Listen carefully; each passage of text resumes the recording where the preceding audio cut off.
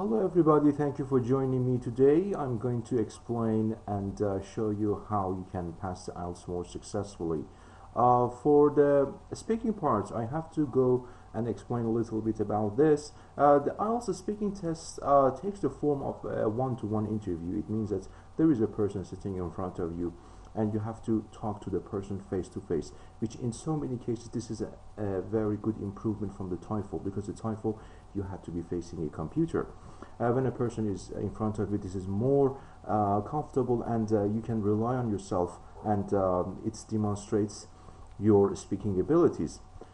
So the examiner will talk to you between 11 to 14 minutes, and somehow I'm going to give you an overview about how this process will go on.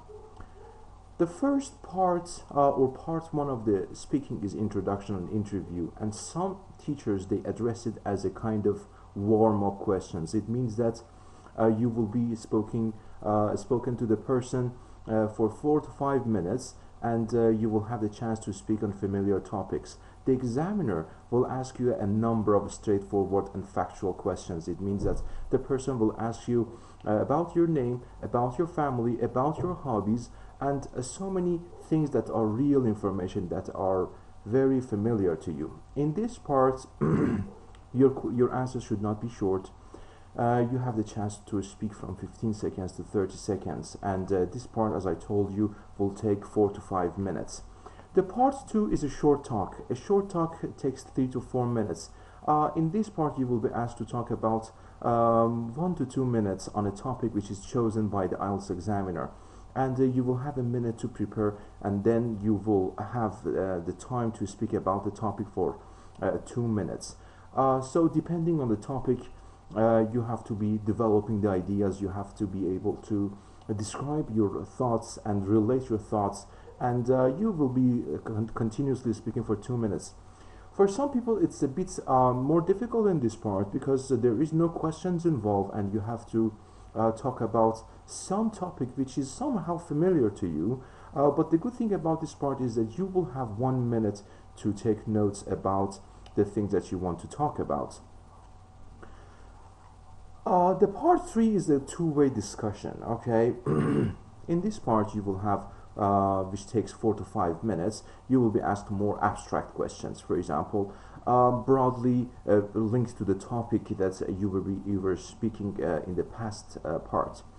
So you will be encouraged to ask some more questions about the thing. For example, if the part 2 was about the transportation, somehow the examiner will ask you that, for example, in your opinion, how do you think that the government can improve the transportation system in your country?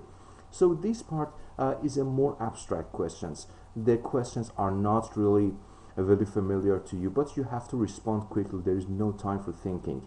And the ability of the IELTS students is to demonstrate their spoken ability in a very more clear and crystal understanding between two people. So you have to be able to answer these questions. This part will take 4 to 5 minutes, and totally part 1, part 2, and part 3 takes something between 11 and 14 minutes. From time to time it's a bit different. Very well, in this part I'm going to show you exactly on what basis how your English language will be evaluated and assessed. What are the good things, what are the bad things, I mean. First of all, the first criteria that your English language will be assessed is your fluency. What is fluency? Fluency is speaking the language without any pause or hesitation, and how to speaking continuously. This is the most important thing. The second of all is the vocabulary. The type of the vocabulary that you use should be appropriate to the topic, and you have to be able to continue the topic with the vocabulary that are surrounding and is related regarding to that topic. So vocabulary is the second most important. The third most important is your grammar. Why? Because we are using a very specific, beautiful language. With one sentence in English we can describe what is the time when something started to happen, how long did it take, and when it finished. So using the proper tense in the grammar is very important. How complicated grammars are used, using the advanced grammar is very important. And fourth is the pronunciation. Of course, it is understandable that some people they have pronunciation problems, but nevertheless, people should be speaking the language very clearly with a good pronunciation and somehow correctly. They have to pronounce the words correctly. So this was about the 4 criteria that you will be. In this part, I'm going to show you some skills and strategies that are used for the IELTS speaking. Look, we have the usage of the linking words. The linking words are so important, and to be honest with you, it is one of the most important strategies and skills that an IELTS student and IELTS taker should have it. What are the linking words? The most important linking words are you know, these are the linking words, the most important ones. And we have actually, by the way, then these are the somehow the linking words that we put in the middle of our sentences so that we do not have too much hesitation while we are speaking.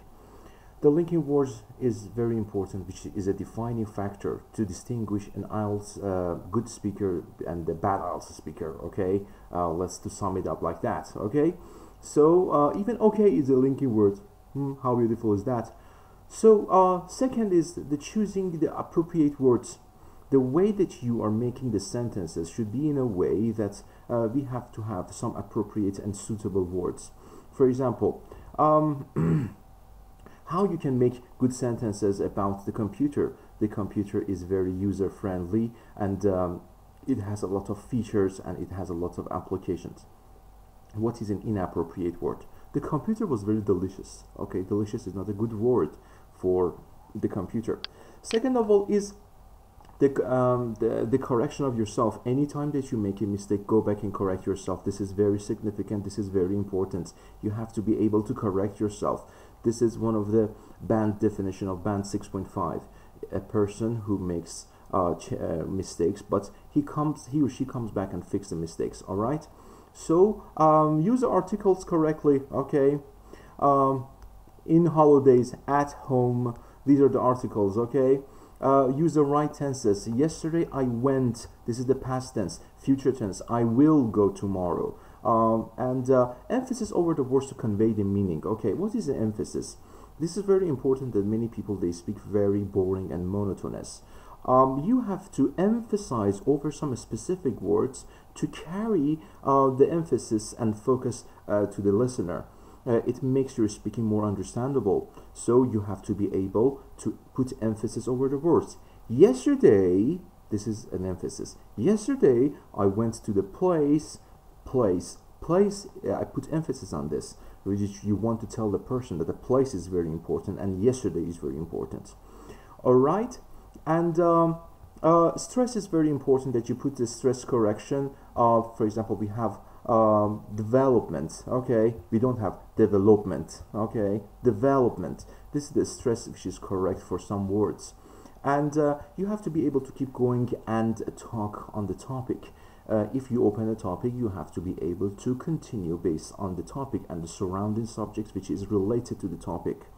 If you're talking about computer, talk about computer. If you're talking about ice cream, talk about ice cream. Do not go to different branches and different categories which is not related to the topic. And you got to be able to join your ideas. Okay, so I bought the tomato, I ate it, and I liked it. So the next time that I go to this place, because I know that the tomato is very delicious, I will buy the same thing. So I'm joining my ideas. Okay, you try to use a variety of words. It is interesting, fun, exhilarating, and very incredible. Okay, you're using a variety in different words and expressions. And try to get the word order right. Try to speak clearly.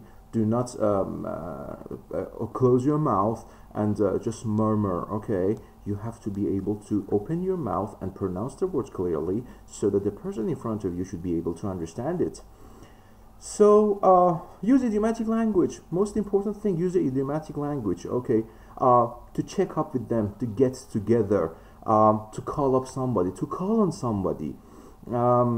So to bring up a subject, to talk, you know, these are the idiomatic language, phrasal verbs we call them. And finally is the correct usage of the conditionals. We have 3 types of conditionals. you have to be able to use them correctly. If you have a problem, go to your grammar teacher, and your grammar teacher should be able to describe what are the differences between the different types of the conditionals. These were the most important things that I wanted you to have. I wanted you to know these are the skills and strategies that in all of our lessons we are going to follow.